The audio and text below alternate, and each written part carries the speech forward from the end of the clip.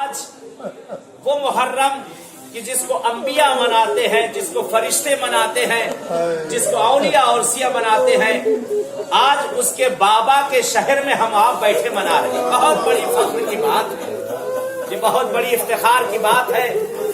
ایسے ہی ہر کسی کو یہ نصیب نہیں ہوتا۔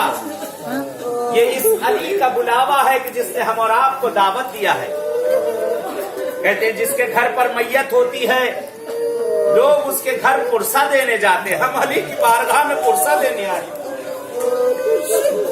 آج اس باپ کی بارگاہ میں ہم آپ پرسہ دینے آئے ہیں کہ جس باپ کو کسی نے زہرا کبھی پرسہ نہ دی، آج اس بارگاہ میں آئے ہم لوگ۔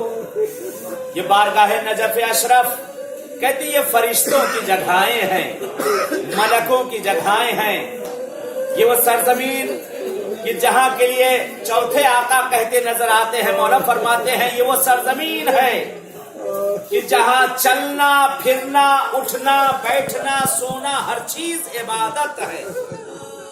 جس طرح سے ماہ مبارک رمضان کہ جس میں ہر شے عبادت لکھی جاتی ہے، اسی طرح سے اس سرزمین پر ہر شے عبادت لکھی جاتی ہے۔ اے آقا، ہم آئے ہیں بڑی دور سے آپ کو پرسہ دینے۔ آقا، یہ میری ماں